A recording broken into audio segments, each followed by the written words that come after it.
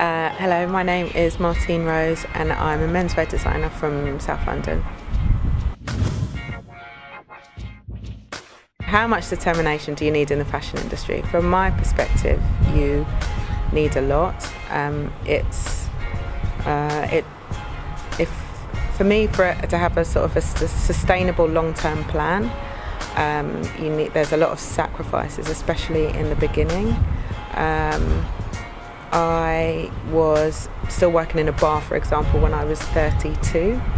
I pretty much didn't pay myself for 9 years, and so it was a lot. But I did choose a long route. I didn't compromise on my vision, and I think that for me has served me better, even though the sacrifices in the beginning were a lot, and I didn't necessarily know it was going to work for a long time.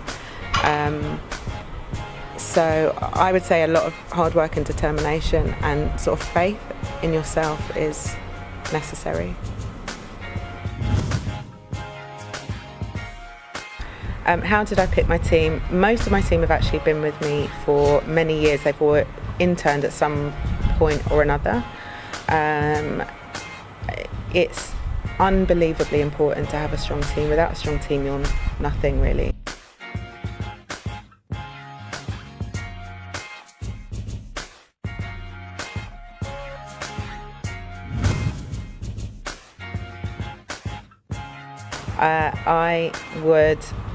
I think you have to be really, really honest. You can design, you can create anything copying anything else. You can try to be on trend, but trends change, and so that's a shaky ground to start on. It's the longer route, my route, or the route that I chose, but I think in the end it really pays off. You have to be really, really authentic with who you are and what you like, and that I think is timeless. You do has to be about something that is really real to you.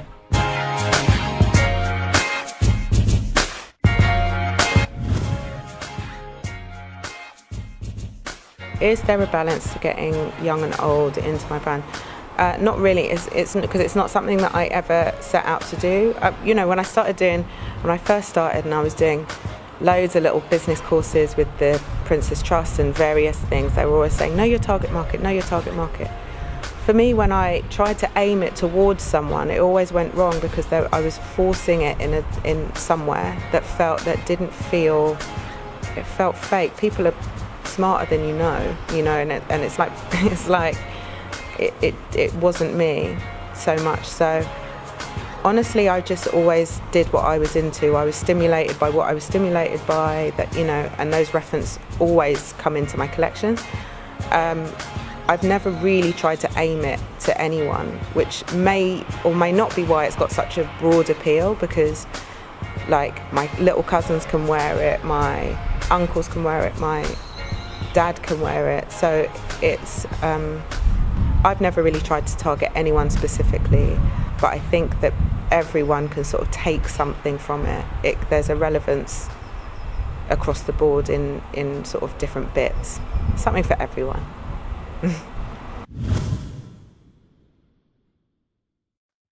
My family, my blood family, they have been my inspiration from the very beginning. My cousins are the ones that got me into what I was into, looking at them, watching them get ready to go out. One was into reggae, one was into rave, one was into all of these things. I used to sit on the end of the bed and watch them get dressed to go out and just think, I just want to go out. I want to be a part of this world. So they're the ones that really were my first interest in fashion and music, and all of that came from my family. And then subsequently, since I've started, they've always been my core support, through everything. Even when I was making no money, really, really, really struggling, they always had faith in me and allowed me to have faith in myself. So, yeah. I mean, there's loads of things. The funny thing about getting older, as I've noticed, is you think that's actually what you're into. I still am pretty obsessed with subculture and youth cultures, and you think that like as you get older, your interests are going to change. Well, it doesn't really change. It expands to include other things, but it doesn't, with the core of who you are, doesn't really change. And I'm still really into those, like how people use fashion, or clothes. I don't really say that I'm a designer.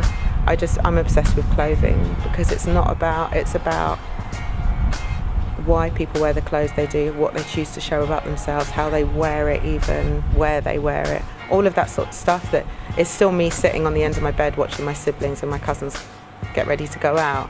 It's the same thing that I'm really excited by when I see someone on the street wearing a tracksuit tied in a certain way, or like what they choose to display about themselves.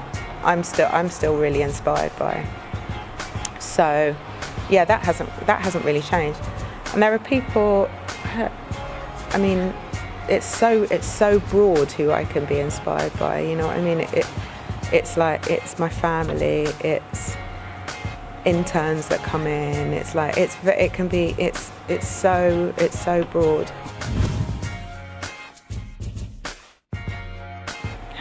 Yeah, that's really hard. I'm not gonna lie.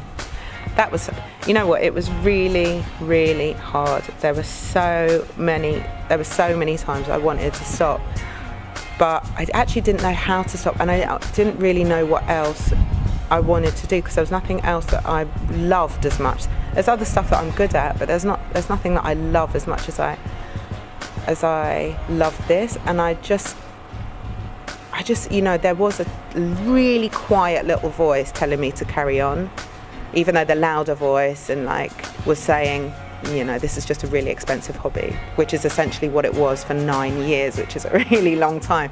I mean, there were times when I was working at the bar and I was using the money that I was making there to pay people here.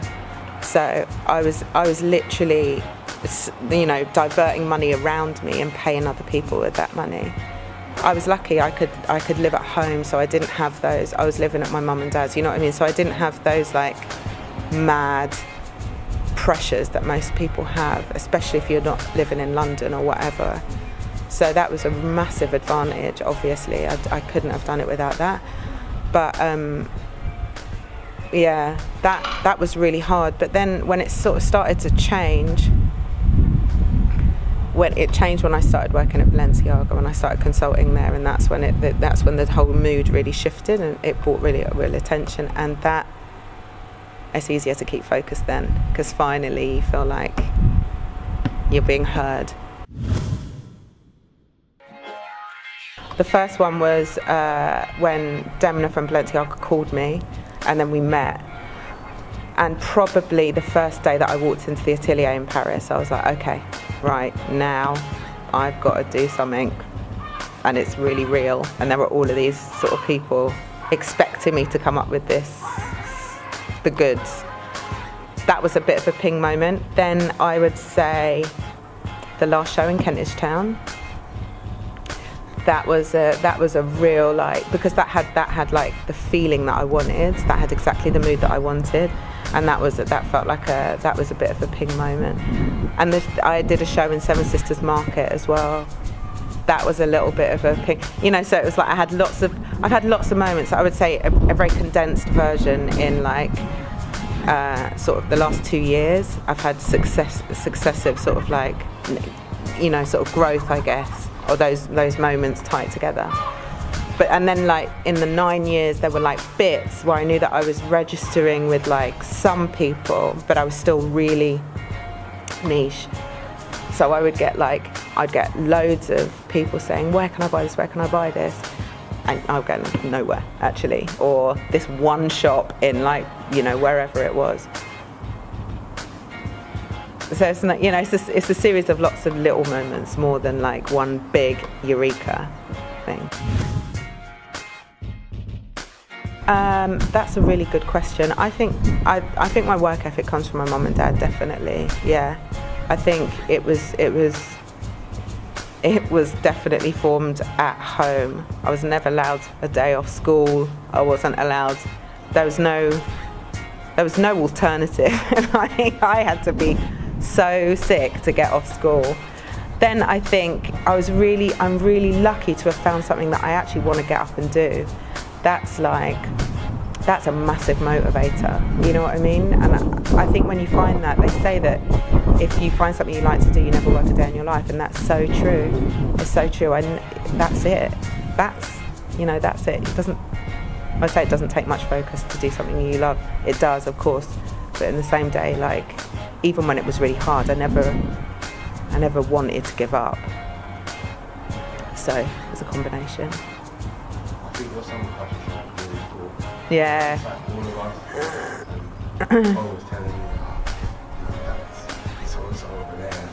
He works for so-and-so. Yeah. GQ was still there. Yeah. But then even with like different brands like Caterpillar, Timberland. Yeah. Nike. Yeah. It's amazing. Yeah. It doesn't come around every day. Yeah. To be someone. No. Yeah. Brands like that to even want to work. Yeah, I guess that was probably a big moment in a recent in the sort of most recent incarnation of it was working with Nike.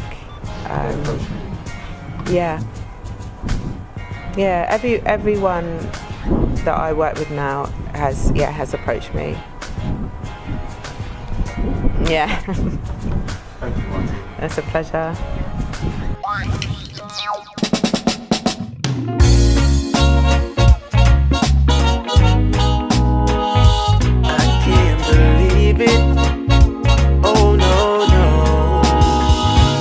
So I'm here today with family, someone who's very inspirational, Martine Rose, and I'm inspired by Martine, just to see like the progress of where you are now. We're all proud of you. Thank you.